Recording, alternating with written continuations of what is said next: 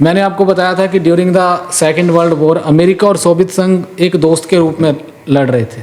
दोनों क्या थे? दोस्त थे, फ्रेंड थे दोनों। और 1945 में जैसे ही सेकेंड वर्ल्ड वॉर की समाप्ति होती है, और कब होती है? जब जापान के हिरोशिमा और नागासाकी के ऊपर एटम बम फेंके जाते हैं अमेरिका के द्वारा। एंड ये पैसिफिक ओशन है, इस दिशा से यहाँ पर जापान में फेंके जाते हैं। अमेरिका के जहाज़ों के द्वारा यहाँ पर 2 बम फेंके जाते हैं। उसके बाद सेकेंड वर्ल्ड वॉर का अंत हो जाता है।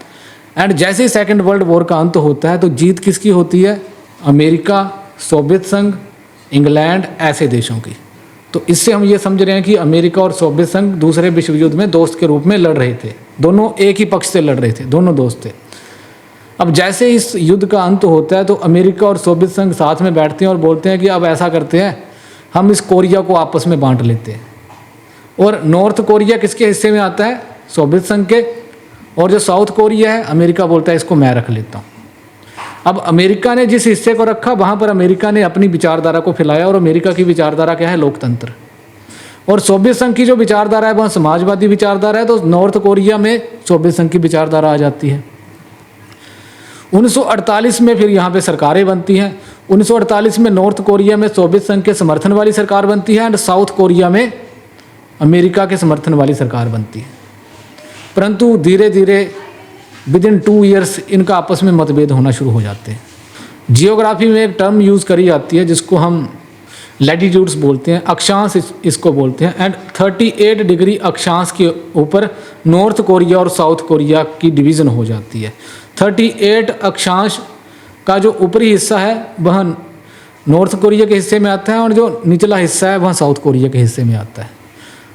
परंतु 1950 में नॉर्थ कोरिया के द्वारा साउथ कोरिया के ऊपर अटैक कर दिया जाता है। नॉर्थ कोरिया के द्वारा साउथ कोरिया के ऊपर अटैक कर दिया जाता है। एंड नॉर्थ कोरिया का समर्थन कौन कर रहा था? सोवियत संघ। साउथ कोरिया का समर्थन कौन कर रहा था? अमेरिका। तो जैसे ही ये अटैक किया जाता है तो अमेरिका चिंतित हो जाता है। ऑब्वियस ही बात है कि यूनाइटेड नेशन ऑर्गेनाइजेशन का जो मुख्यालय है वह न्यूयॉर्क में है, अमेरिका के न्यूयॉर्क में है। तो अमेरिका का प्रभाव वहाँ पर लाजमी है होना। तो जो संयुक्त राष्ट्र संघ बना था वहाँ पर बात जाती है। वहाँ पर एक अंग है यूनाइटेड नेशन सिक्योरिटी काउंसिल जिसके 5 मेंबर है जिनको वीटो पावर मिली हुई है। वहाँ पर सोवियत संघ भी एक पावर था। तो जैसे ही इस रेजोल्यूशन को अमेरिका के द्वारा यूनाइटेड नेशन सिक्योरिटी काउंसिल में लाया जाता है, संयुक्त राष्ट्र सुरक्षा परिषद में लाया जाता है, तो सोवियत संघ के द्वारा उसको वीटो कर दिया जाता है। और सोवियत संघ के द्वारा वीटो किया जाता है। एंड इसी के साथ जो सरकार चीन के अंदर 1949 में बनी थी साम्यवादी, एंड उससे पहले 1949 से पहले यहाँ पर एक राष्ट्रवादी सरकार थी जिसको 1949 में माओ के द्वारा भगा दिया गया। और ये सरकार उठती है और भाग जाती है यहाँ से। जितने भी जो ऑफिशियल्स थे ये इस वाले टापू में चले जाते हैं। इसको ताइवान कहा जाता है, फॉर्मूसा इसको कहा जाता है। एंड जैसे ये वहाँ पे जाते हैं तो यूनाइटेड नेशन सिक्योरिटी काउंसिल में जो 5 वीटो शक्ति जिनको मिली है, अमेरिका बोलता है कि चीन की असली सरकार यहाँ पे बैठी है, ना कि यहाँ पे बैठी है। जब ये रेजोल्यूशन अमेरिका के द्वारा लाया जा रहा था यूनाइटेड नेशन सिक्योरिटी काउंसिल में, तो सोवियत संघ इस बात का भी विरोध करता है कि असली सरकार ये है। सोवियत संघ बोलता है कि असली सरकार ये नहीं है जो फार्मूसा या ताइवान में बैठी हुई है। सोवियत संघ बोलता है कि असली सरकार वो है जो साम्यवादी सरकार है, क्योंकि ऑब्वियस ही बात है साम्यवादी विचारधारा थी, सोवियत संघ के करीब लगने वाली ये विचारधारा है। इसी के साथ जब 1950 में नॉर्थ कोरिया के द्वारा साउथ कोरिया के ऊपर अटैक किया गया तो सोवियत संघ की विचारधारा भी साम्यवादी थी, चीन की विचारधारा भी साम्यवादी थी, एंड नॉर्थ कोरिया में भी साम्यवादी विचारधारा आई थी। तो चीन ने किसका समर्थन किया? नॉर्थ कोरिया का। और जैसे ही चीन के द्वारा ये समर्थन किया गया, इसका भी विरोध अमेरिका के द्वारा किया गया।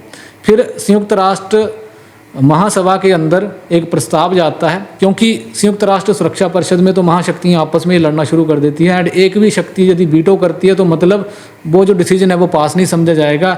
उसके बाद संयुक्त राष्ट्र महासभा में मैटर जाता है एंड संयुक्त राष्ट्र महासभा के द्वारा इस बात को हरी झंडी दी जाती है कि जो साउथ कोरिया में नॉर्थ कोरिया की सेनाएं घुस आई हैं उनको बाहर निकालना चाहिए। एंड जहाँ पर जो संयुक्त राष्ट्र संघ की जो सेनाएँ आती हैं साउथ कोरिया में नॉर्थ कोरिया के सैनिकों को बाहर निकालने के लिए, उसमें से 90% सेनाएं अमेरिका की सेनाएं थी। हालांकि उसको कहा गया था कि ये सभी देशों की मिलीजुली सेनाएं हैं। तो संयुक्त राष्ट्र संघ जो है वह दुनिया में शांति फैलाने का भी एक प्रकार से काम करता है, और ये भी एक इनिशिएटिव यहाँ पे था। तो क्या हुआ था? चीन के द्वारा किसका समर्थन किया गया था? नॉर्थ कोरिया का। North Korea, south Korea. South Korea को समर्थन करने वाला देश अमेरिका, नॉर्थ कोरिया को समर्थन करने वाले सोवियत संघ, और चीन अभी बना था तो चीन इसके बिल्कुल करीब था। तो चीन की सेनाएं जहाँ पे जाती हैं एंड फिर वो साउथ कोरिया में घुस जाती है एंड समर्थन किसका कर रही होती है चीन की सेनाएं? नॉर्थ कोरिया का। तो पहली एक संघर्ष देखने को मिला, इस जो लाइन मैंने आपको पढ़ी है वो बोला है वाशिंगटन एंड बीजिंग। बीजिंग का मतलब है चीन के सैनिक और अमेरिका के सैनिक यहाँ पे लड़ते हैं साउथ कोरिया में। तो पहला संघर्ष चीन और अमेरिका के सैनिकों के बीच देखने को मिला, यही इसका मतलब है। तो बड़े स्तर पर चीन और अमेरिका के सैनिक इस जगह पे लड़ते हैं। 1949 में साम्यवादी चीन आता है। 1950 में चीन की इन्वॉल्वमेंट कहाँ पे हो जाती है? नॉर्थ कोरिया का समर्थन करके साउथ कोरिया में चीन के सैनिक भी चले जाते हैं उनका समर्थन करने के लिए। तो पहला क्लैश अमेरिका और चीन का यहाँ पे देखने को मिल रहा है। दूसरा इशू जो कंटेंशन का हो जाता है, मतभेद का दोनों देशों के बीच हो जाता है, वो है ये वाली जगह। ये वाली जगह किसको इंडिकेट करती है? ये वाली जगह चीन से जो राष्ट्रवादी सरकार भाग के यहाँ पे आ गई थी, इस टापू में आ गई थी। एंड अमेरिका ने क्या घोषणा कर दी कि हम इस सरकार का समर्थन करेंगे। चीन की असली सरकार कौन है? अमेरिका कहता है कि ये जो टापू में जो बसी लोग हैं ना, इसको सरकार बोला गया। आज के टाइम में ये ताइवान है, इसको ताइवान बोला जाता है। इसके ऊपर भी चीन और अमेरिका का मतभेद हो जाता है और वो मतभेद आज तक है। तीसरा मतभेद यहाँ पे आ जाता है चीन और अमेरिका का, वियतनाम। वियतनाम भी दो हिस्सों में बन जाता है और अमेरिका का पर्पस क्या था कि यहाँ से हमने एलिमिनेट करना है जो साम्यवादी है। और चीन किसको समर्थन करता है? नॉर्थ वियतनाम को समर्थन करता है। नॉर्थ वियतनाम की उस सरकार का समर्थन करता है जो साम्यवाद के समर्थक है।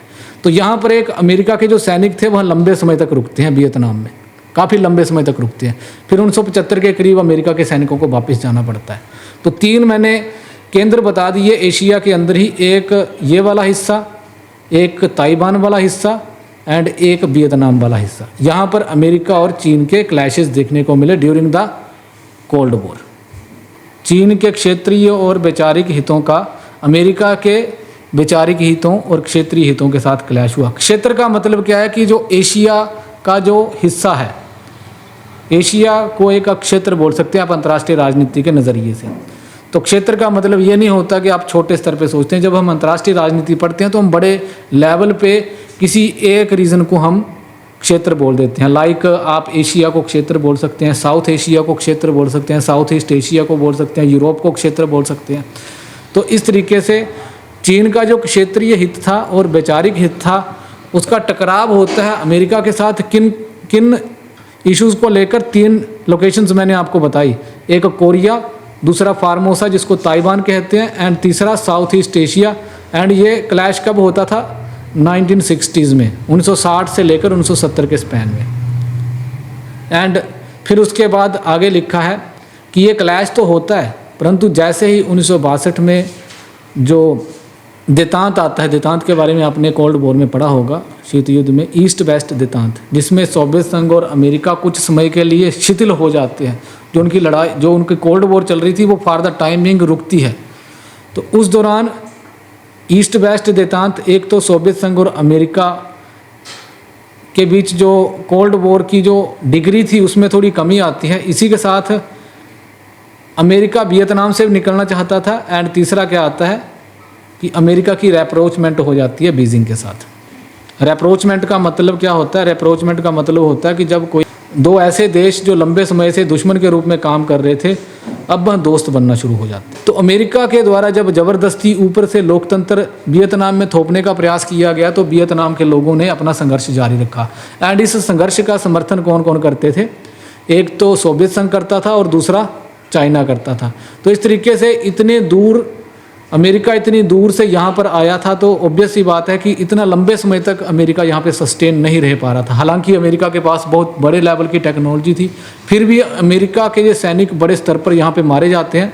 एंड अमेरिका के अंदर ही ये आवाज़ें उठना शुरू हो जाती है कि हमारे सैनिक वियतनाम में मारे जा रहे हैं, इसलिए उनको वापस बुलाया जाना चाहिए। एंड अमेरिका अपने सैनिकों को अब वापस बुलाने के मूड में थी। तो अमेरिका चाह रहा था कि चीन के साथ हम एक नेगोशिएशन करें। तो 1970 के आसपास यहाँ पर चीन के साथ अमेरिका की एक तरीके की रैप्रोचमेंट हो जाती है। रैप्रोचमेंट का मतलब ये है कि अभी तक जो दो देश एक दूसरे के शत्रु थे अब वह नेगोशिएशन करना शुरू कर देते हैं, आपस में बातचीत करना शुरू कर देते हैं। 1970 के आसपास आप ये भी देख रहे होंगे कि चीन और सोवियत संघ के रिलेशंस खराब हो रहे थे। तो सोवियत संघ और चीन की विचारधारा एक जैसी है, एक विचारधारा वाले देशों के ही आपस में संबंध खराब हो रहे हैं। तो इसलिए चाइना और अमेरिका के बीच एक रेप्रोचमेंट हमें देखने को मिलते हैं, यानी कि उनके संबंधों में थोड़ा सा सुधार देखने को मिलता है। तो क्या लिखा है यहाँ पर, ईस्ट वेस्ट देतांत। देतांत का मतलब है शिथिलता आना शीत युद्ध में। The America search for negotiated withdrawal from Vietnam. America आपसी बातचीत कर कर, किसी ऐसी शक्ति से बातचीत कर कर वियतनाम को छोड़ना चाहते थे जो अमेरिका को भी कुछ गारंटीज दे। इसी के साथ रेप्रोचमेंट वाशिंगटन और बीजिंग के बीच एक प्रकार के अच्छे संबंध देखने को मिलते हैं ड्यूरिंग दैट टाइम। यहाँ पर एक कंट्री है कंबोडिया, आपको दिख रही होगी। ये इंडिया है, इंडिया के ऊपर नेपाल, ये भूटान और ये चीन, ठीक है। फिर यहाँ पे बांग्लादेश है एंड यहीं से शुरुआत हो जाती है साउथ ईस्ट एशिया की। यहाँ पर Myanmar, Laos, Thailand, Vietnam, Cambodia. ये जो वियतनाम है ये यूनिफाइड हो जाता है एंड अमेरिका वापस चला जाता है। यूनिफाइड का मतलब ये है कि नॉर्थ और साउथ जो वियतनाम था पहले वह अब एक हो जाता है, जैसे अमेरिका यहाँ से वापस जाता है। एंड ये जो वियतनाम की सरकार थी इसका समर्थन कौन करता था? सोवियत संघ। एंड सोवियत संघ के जो संबंध चाइना के साथ थे वो अब खराब हो चुके थे। ऑब्वियस सी बात है, यहाँ पर वियतनाम में किसका प्रभाव आ जाता है? कम्युनिज्म का प्रभाव आ जाता है। और जो वियतनाम है यह किसके प्रभाव में है? किस कम्युनिस्ट कंट्री के प्रभाव में है? सोवियत संघ के प्रभाव में आ जाता है। अब कंबोडिया के अंदर चीन का समर्थन करने पर, चीन के द्वारा एक सरकार का समर्थन किया जा रहा था। कंबोडिया ये कंट्री है साइड में, ये आपको दिख रही है, ये कंबोडिया है। वियतनाम के इस वाले हिस्से में कौन सी कंट्री है? कंबोडिया, जिसको मैंने अभी फिल कर दिया है कलर से, ये कंबोडिया है। कंबोडिया जो कंट्री है यहाँ पर एक पोल पोट की सरकार थी। ये किसके समर्थन वाली सरकार थी? चीन के समर्थन वाली सरकार। और वियतनाम किसका दोस्त है? सोवियत संघ का।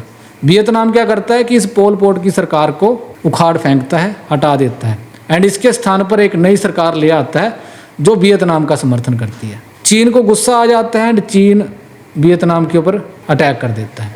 इसी के साथ चीन को एक और गुस्सा आता है कि अगर वह वियतनाम के ऊपर अटैक करेगा तो ऑब्वियस सी बात है सोवियत संघ के साथ चीन के संबंध खराब होंगे। तो चीन का सोवियत संघ के साथ संबंध इस कदर खराब हो जाता है कि 1979 में 1978 में तो चीन के द्वारा वियतनाम के ऊपर अटैक किया गया एंड 1979 में 1979 में ये सोवियत संघ और चीन के बीच एक बॉर्डर के ऊपर माइनर क्लैशेस हो जाते हैं, बॉर्डर के ऊपर एक लड़ाई हो जाती है।